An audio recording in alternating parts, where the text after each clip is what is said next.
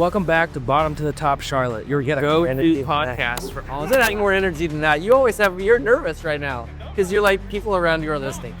Let me get this one. Let me get this intro. This is going in the podcast. Yeah, it is. All right, welcome back to Bottom to the Top Charlotte. This is your go-to podcast for all things Charlotte Hornets. I'm Ryan, and I'm joined by the leader of Bottom to the Top Charlotte, Mr. Jesse Harmon, everybody. Yes, glad to be here. Got a lot to cover in this episode since our last one, so let's dive right in. All right, so there's something super important about today's episode. Yeah, it's a first in our podcast history. We are live while watching the Hornets. We're at Buffalo Wild Wings.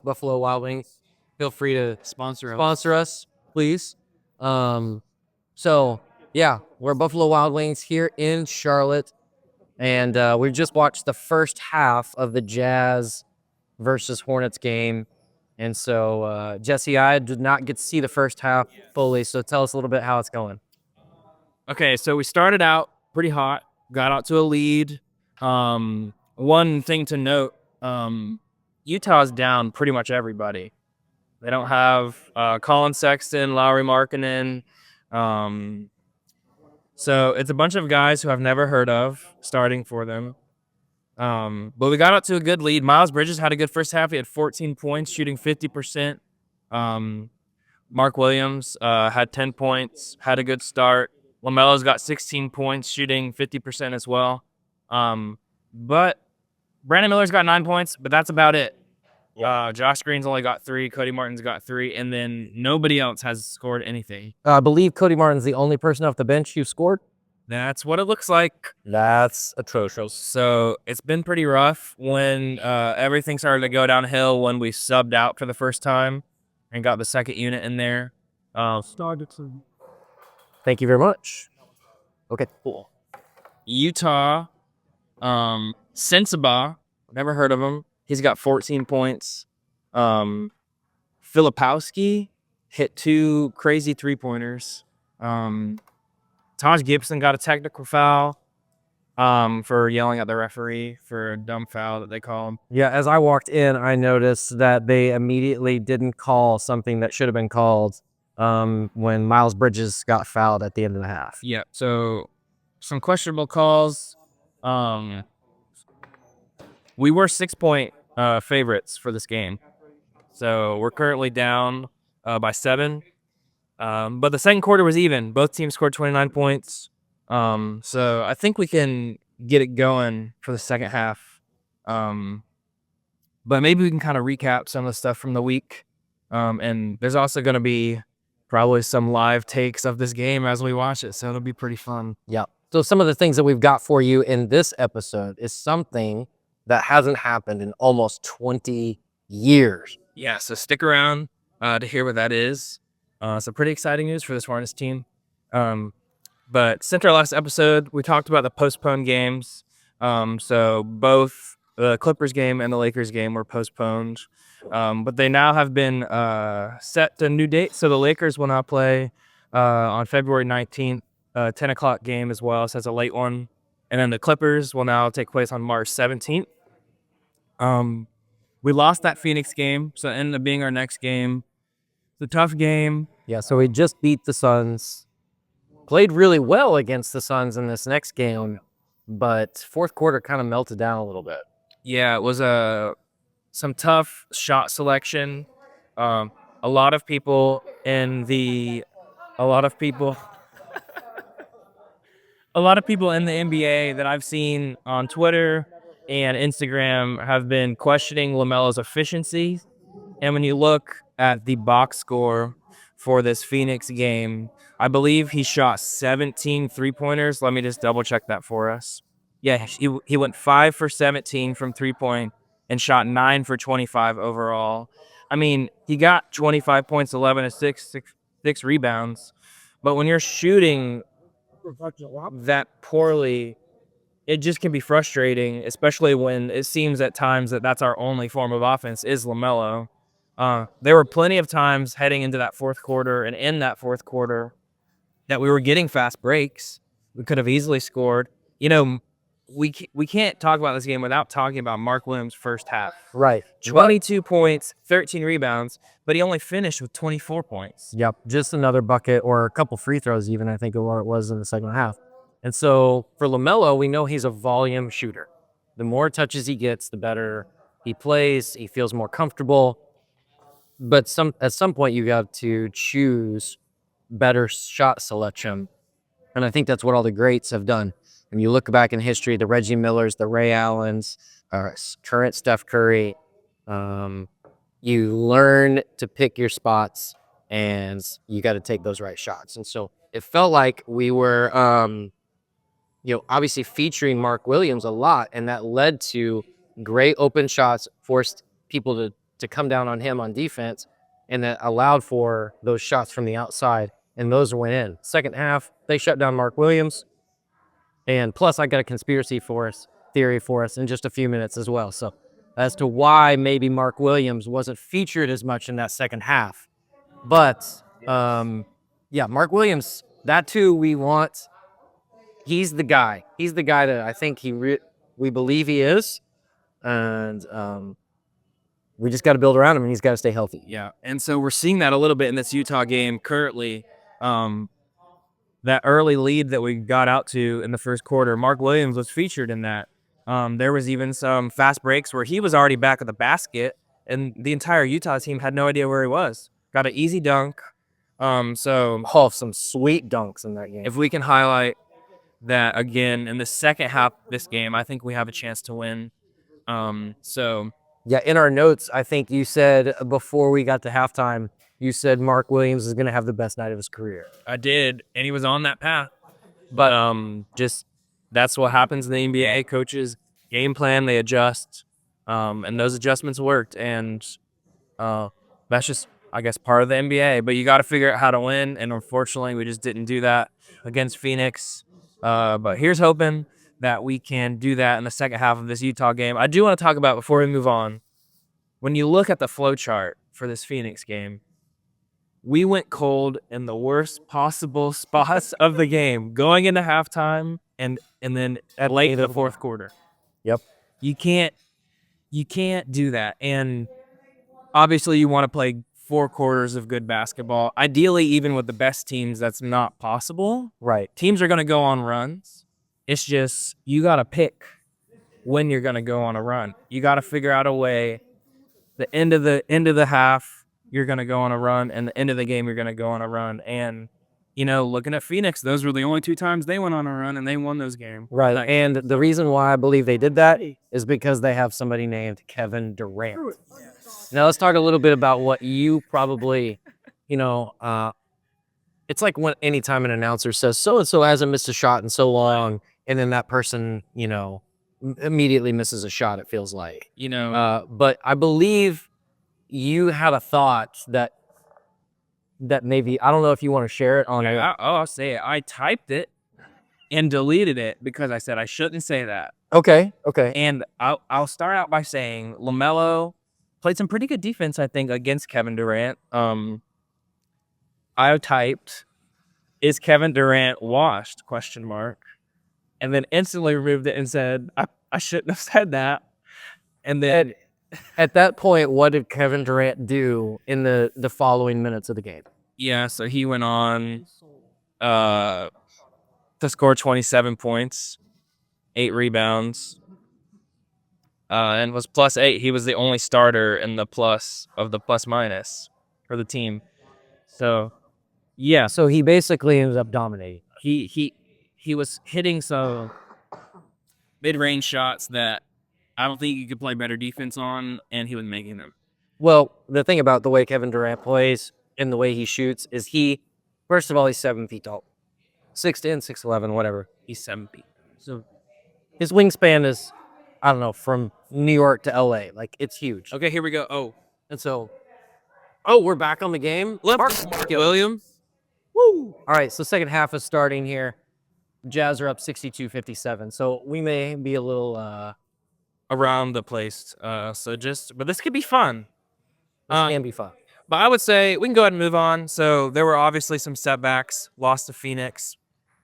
But some promising performances from guys like Mark Williams.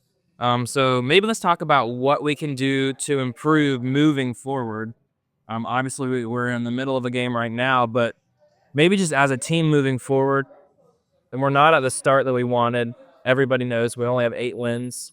Let's go, Brandon Miller getting fouled, getting to the line. I think we need to do a lot more of that. And I think that's one of the things that LaMelo can do, is when the shot's not falling, is get to the line. Now, one of the things that I've noticed is we're not getting foul calls. So I'm not sure if we're not drawing the right kind of contact, if we're not attacking the basket enough. But I think that's something we got to do is we got to get to the free throw line. And we obviously got to make our free throws. Brandon Miller calling it out in Utah right now.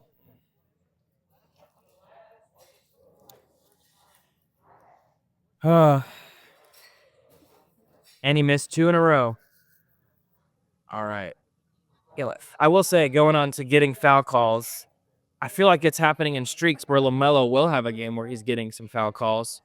For a guy that's leading the Eastern Conference, in All-Star votes for point guards, to not get a good, healthy whistle is not only for him extremely frustrating, I'm sure for the coaching staff and for the fans, obviously, is extremely frustrating. Let's see, LaMelo. Oh, nice little pick and roll. Mark Williams, Josh Green in the corner. Green passes off to Williams. Nice. I'm not sure what he gets How there. did he make that? Unbelievable. He was sitting down. See, and there's another example of not getting foul calls. Mark Williams was basically sitting on the ground because he got pushed and still made the layup. Anyways, let's get back to our schedule. All right, so other way we can improve is defensive consistency. And this is a part where every player has got to guard their man. This is the NBA. Everybody gets paid. Everybody is super talented. So you've got to fight through picks, and you've got to be willing to get out there on your guy, close out at the 3-point line, even hunt to bar, and help on defense whenever you have the opportunity.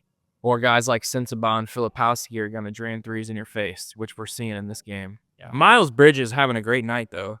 Yeah. Well, and I think maybe that's an area where we can improve as well is the intentionality to pass the ball for the Hornets as well. Because when you're moving the ball quickly, you're going to get open looks and you get everybody involved. If you play this one-on-one ball, then that's what leads to kind of poor shot selection and typically a lower field goal percentage as well. There we go.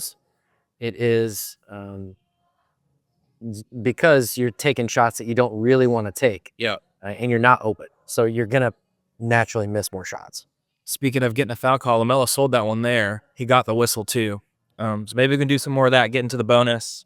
But yeah, I think defensively, I think that's how Utah's gotten out to this lead in that first half. We just let them get a ton of and ones and easy open baskets. And they went on, I think it was a 19-2 run. You can't let that happen. No. So anyways, moving on. Areas for improvement for sure.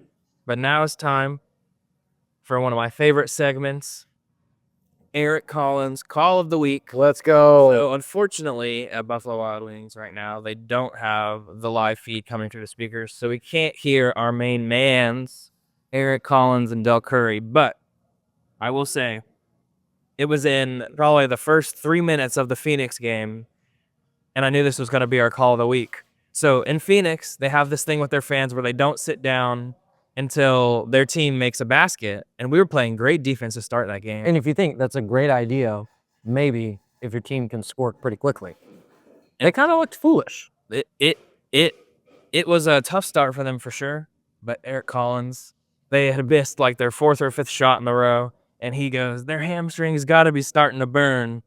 And it's just the way he says it. Eric Collins is one of those guys who can make anything fun and exciting. And as we see here, unfortunately, Utah keeps on hitting 3-pointers. So it's we're down by 13 now. Not real start good. to the third quarter against the Jazz. Also, I'm pretty sure, didn't Mark Williams absolutely hammer it on Mason Plumlee in this game? He did. He definitely put him on a poster. I definitely screamed out loud while everyone else was asleep. So that was fire, though. But yeah, obviously we love Eric and the passion he brings to our team and to our FanDuel Sports Network broadcast. So Now, so let's talk a little bit about something that hasn't happened since the 2007-2008 season for the Charlotte Hornets. And that is this is great. This is great for the city. This is great for what we want to bring back to the Queen City, bringing back the buzz. Jesse, tell us what's happening for the first time in nearly 2 decades. yeah, so like you said, first time since the 2007 season, we are getting Hornets basketball on local television. I think even before the idea for this podcast started, just as sports fans, you especially, and I think along with most people in Charlotte, express their frustration with how difficult it is to watch their home team. Yeah, I think if you have a team in your metro area, you should get you should you should be able to watch the team. And I think you want to celebrate. And I know the first instinct is that's going to cause people to not buy tickets and not come to the game. Now, obviously, you got to have a great team. People are going to want to come see a great team. And so I know that there's a fear in that idea of not, people are just going to sit at home and watch and turn it off or whatever. But I think you draw in new fans by getting to watch it. I know as a kid, I got to watch these games. They were always on ABC. I grew up, still to this day, I don't pay for cable or a streaming service like YouTube or anything like that. I watch the games because of what's on local television. And I think you can help the city enjoy the teams if you put it out there in front of them. And there's still got to be plenty of ad revenue. There's other ways you can draw in money. And ultimately, that comes in sales of everything else with jerseys, etc. If you've got an exciting team, you want to put them out there in front of everybody. And so I love that we're getting 5 games is a great start. Yep. I think we should do what the Suns did, to be honest with you, and every game should be broadcasted. But 5 games is a great start. And I love that the Hornets listened and said, no, we want this to take place. Yeah, I hope this is a sign of more things to come with the management. I think I've enjoyed their approach to this team. I think obviously we all wished for better products on the court right now, but I do think the management has a better vision for just fan engagement. And a start with that is getting the people in your city to be able to watch the team play. And I think if you can put together a good product, it's gonna bring people out. They're gonna want to go to the game. They're gonna want to buy a jersey of LaMelo. They're gonna want to buy a Mark Williams jersey. And just making it accessible to the fans. I think that's what you have to do as an ownership. So I hope all 82 are on local TV next season. That would be amazing. So what games are a part of that? I know I believe the Lakers are one of those 5 games. I think the Bucks, maybe even the Clippers. So I know these are going to be quality games against really great opponents where even, some of the greats that are a part of the game right now is who we're going to be playing. And it's kind of a 5-game stretch in a row, if I'm not mistaken. I'm either at the end of January into the first part of February where we get this opportunity to see our Hornets on local television so that the city can enjoy this team that we love as well. Yeah, I believe it's 5 games. It's on Channel 9 and on TV 64. And I'm pulling it up right now. So the 5 games, first one's on January 27th against the Lakers, 7:00 game. And then the 31st, the Clippers, February 5th, Milwaukee, 27th February, the Mavericks, and then March 3rd, Golden State. So some really fun opponents that I think just sports fans will like to tune into, but especially Hornets fans to see their teams compete. Now, are those all home games or are some of those away? Do we know? Yes, I believe they're Hornets game or home games. So it'll be exciting. Yeah, and we get to show off our court. We have the best jerseys. We do. We have the best court. I think, in the NBA. So it's exciting to see. That's a strong set of games that I think if they had any decision in what games were aired, this was a very meticulous and this was very intentional in who they were picking for the opponents to be. As Brandon Miller knocks down a tough shot. It's an 8-point game now. Kind of cutting back into the So, Jesse, we've already got some fans that are a part of this show. They're in there with us every single week, helping us promote, repost things, getting other people's attention. And so I think it's time. We've talked about from bottom to the top. We've celebrated some success with this idea. Oh my God, Brandon! I'm sorry to cut you off, but Brandon Miller just hit an insane 3-pointer. That's true. A 5-point game halfway through the third quarter. Amazing. Hopefully we'll show the replay here in a second. All right, so we celebrated some ownership decisions on putting the games on local television, but we also want to celebrate the people in the trenches, and that's our fans. And so one of those fans that is a part of the bottom to the top. Everybody, give it up for Pierce Talent Smith joining the show today. Thank you, Ryan and Jesse, for having me on. All right, so Pierce, tell us a little bit. I'm gonna take a bite of my burger here in just a second because it's delicious. And but tell us a little bit of why you're a Hornets fan, what you love about the Hornets, and what you are hoping to see in the long term with the Hornets. Yeah, I've been a Hornets fan since back before we were a Hornets the second time with the Charlotte Bobcats. Yes, those were tough years. Yeah, very tough years. Years that I hope we never replicate. Yeah, it was tough with that orange. Yeah. Hopefully, long term, LaMelo and Brandon Miller and Mark Williams can solidify themselves not only as franchise stars, but hopefully all NBA stars. Go, and we got one of those right now, LaMelo Ball. You do. Right? Leading the league in guards in the East for All-Star voting. I think Here we go. I think he's going to be honored in that way, even by the NFL players and coaches. Yeah. I think they see his game. You just got to see him consistently play without injury. Yeah.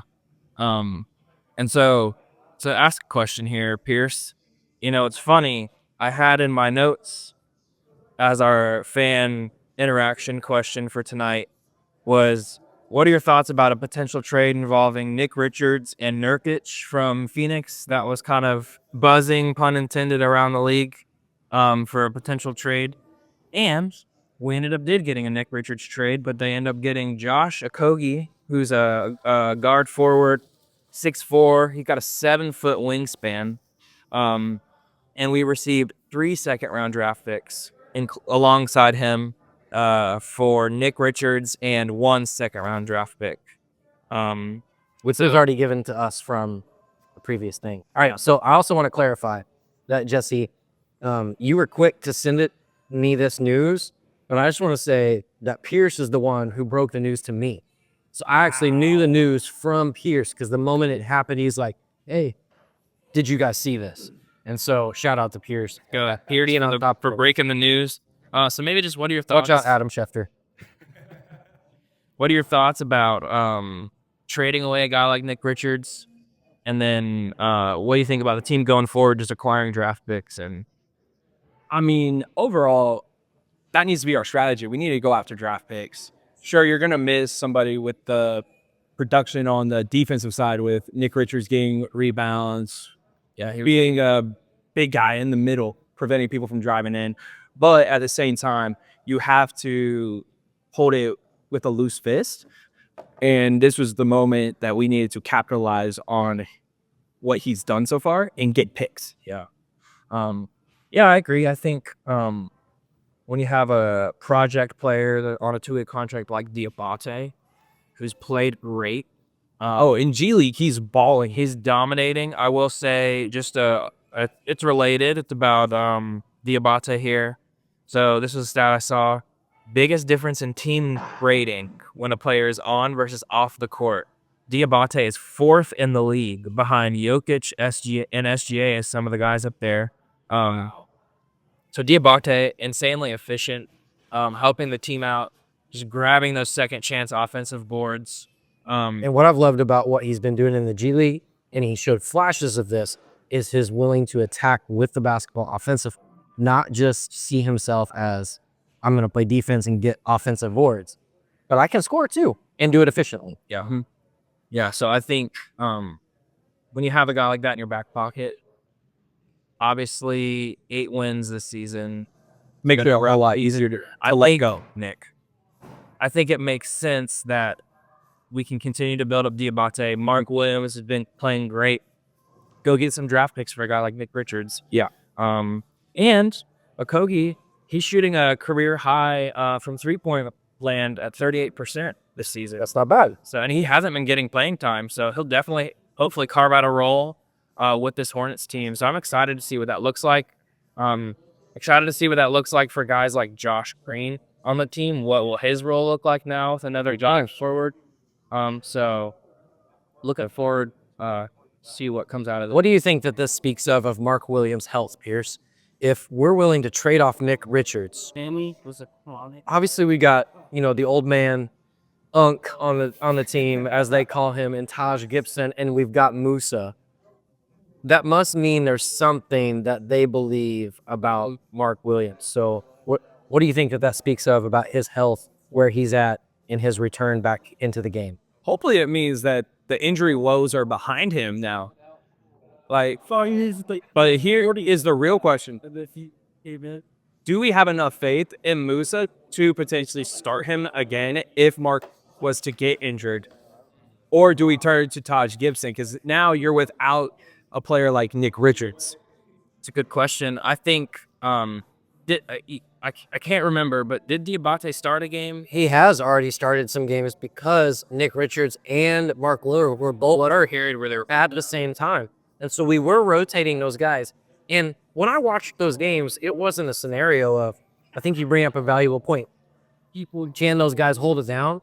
I think they can, because those games were all within anywhere from 1 to 5 points. That was that stretch where in that stretch. we were, I think in the first, we've lost a lot of games. Let's be honest. December was a tough month. Right? Very tough. I think at one point, I forgot the exact stat, but we had lost, 18, 19 games. And 14 or 15 of those games were by less than 5 points. So we were in games and we were without Mark Williams, we were without LaMelo, we were without Brandon Miller. Things like that were taking place in time. So I think you bring up a great point. I'm going to be nice. Oh, I know. Micic, I would like him to play on another team in the NBA. You know what? I think that's fair. And maybe this trade does that, where it puts him down the roster. But we'll think of that. Because Micic is actually shorter than the guy we just traded for. And so maybe this moves him down the depth chart. Yes, Paul. But there's a guy that we would love to see back in the lineup. We've been hurting for a while. Hey, man. So here's, what are your thoughts about Trey Mann coming back? What would that do for us? We need him now. The second rotation, as Jesse said earlier, is just hurting without a ball distributor, a guy that's willing to take the shot. He's willing to draw me. He's willing to take a shot, but Micic is too willing with turning the ball over. the challenge is that he's not giving us anything to trade him for. Exactly. He was last season. You should have gotten rid of him then. When we did trade for him, Denver was in talks. Yep. I think no. gets it. Are they calling a block there? They're calling a foul, but it's ridiculous. Anyway, I think Micic is not going to bring us back any value. I don't think players are going to trade a pick for him. We might be able to just swap. You know what we should do with him? Put him in the G League. Put him in the G League. Get way up and say, hey, he would for real ball out in the G League. I think he's a good player. I really do think he's a good player. He can hit shots. He's at times passed the ball well, but for some reason this season, didn't mean to rhyme there. I can't think of a point guard who's been such a liability passing the ball he has been on this team multiple games now in a row where it seems like, I'm not saying it is, but it seems like there's back-to-back-to-back turnovers on fast breaks. Yep. He is confident with handling the ball, but he, yeah, I think sending him down to the G League for a time could be really valuable. Brandon Miller just threw the ball out of bounds. I say bring up Nick Smith. He's in the game right now. Yeah, Nick. Is he playing? He played earlier this game. Oh, yeah. He's had a great. Since coming back from the G League, Nick's been playing pretty well. And KJ's not been bad as well, but I know that we sent him down with Musa here a lot. He's on the court tonight too. You know, I will say, we were jokingly kind of saying Nietzsche should go to the G League. Who really needs to go to the G League? We talked about it a lot. Tijan Salon. He has the build to be able to drive the basket, but for some reason, I don't think he clicked in his brain at an NBA level how to drive the basket. It seems every time the ball get poked away, and he either goes out of bounds or turns it over. Here he is on a 3-point shot. It looks pretty good. So Yeah. I feel like Tijan benefited from being bigger than everybody else in a league where they're just not. The NBA level is just at a whole nother level than what he's experienced. And I think some time down there to learn. Like, even when he plays defense, he's turning his head left and right. You got to be able to see out of each side of your head. And, I mean, yeah. And I still can't get over the fact that he runs like a giraffe. So I can't get past that. and him on defense there. How many times? 3, 4 times he had clear driving lanes and he just wouldn't take it. Yeah. Or he's right underneath the basket and he just won't go up. There you go. Good pass from Micic. That's a good pass. Okay. There we go, Miles. Doing Miles things. Lyle is having a great game tonight. All right, can we talk a little bit about my conspiracy theory? I teased that earlier, is why maybe in that second half we didn't see as much Mark Williams. I'm convinced that the Charlotte Hornets put Nick Richards in. I think they knew there was interest from the Suns, and they showed the Suns what he's capable of doing in that second half. And you can call it rest for Mark Williams. And I'm just saying, I think there might have been a little bit of push to say, hey, you need to feature him because this might be happening. And coach, don't tell anybody, but we might just be trading Nick Richards. And if he plays well, this is what we got coming our way. So I don't know if that happens in the NBA, but I could see it happening.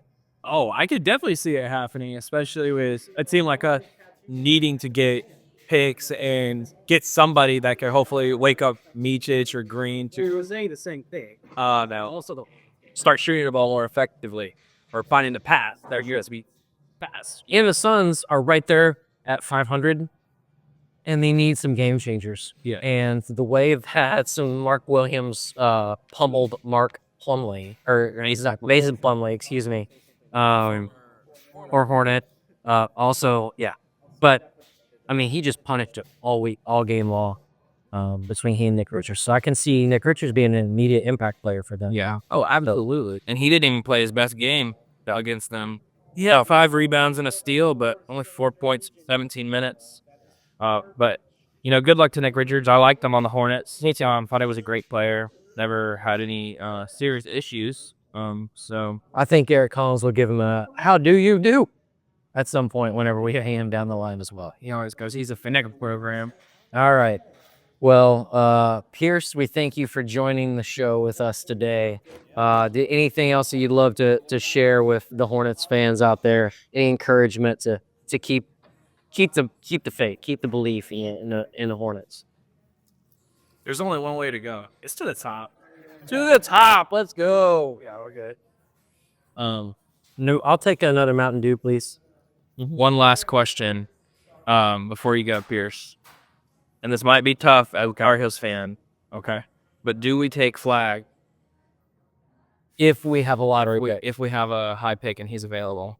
I mean, it's got to be one, right? Yes, It's gotta have the one pick. I feel like it's at a point, and I don't want to sound like a traitor to the Tar Heels at all, but Cooper Flag would be absolutely incredible beside LaMelo and Miller and Williams. Potentially Bridges, maybe.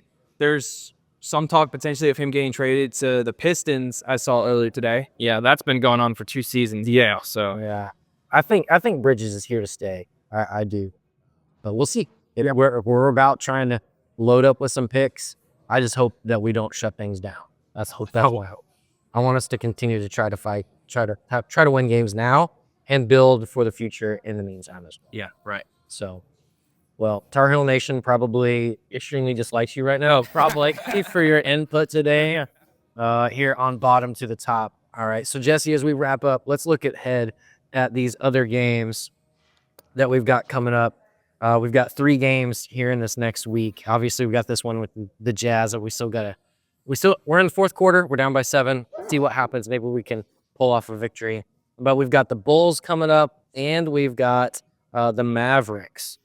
All right. So, and the Bulls are in Chicago, so we'll be traveling back to there. So, what do the Hornets got to do in order to beat the Bulls this time around? Well, I think both teams should focus on not taking so many 3-point shots. We saw both games so far against Chicago and the Hornets beat and then tied Our own record. the record for most missed shots, 3-point shots in NBA history. I think they had attempted 75. Wow. So that is a lot of. I think you got to hit your shots. And then for the Hornets, it's just, we talked about it earlier, I think you got to play a consistent game defensively. Don't let guys like Levine get going, or even Kobe White, who actually just postered Wembanyama. I don't know if you saw that. I didn't. There's a Tar Heel guy for you, Pierre. Yeah. But yeah, I think for that game, and then also for the Mavericks game as well. Actually, I'm not even sure if Doncic is healthy right now. I actually don't know the answer to that question either. But obviously we'll be at home to host that. So Buzz City, you got to show up for that game. And, they got Klay Thompson, right? They got Kyrie. They got a good team. Right. So they can put up a lot of points, and they can put them up very quickly, and play some pretty decent defense as well. And so I just think we've got to be competitive.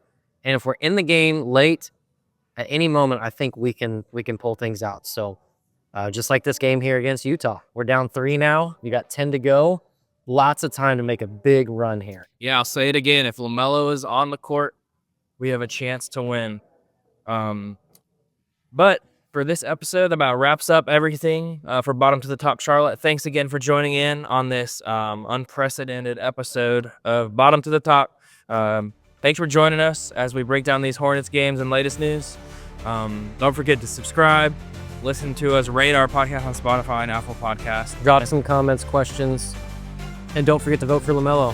Yes, vote for LaMelo and Grant Williams. That's right, and Musa. Just vote for everybody. All right, until next time, let's keep buzzing, Charlotte. Let's go, Hornets. Let's go.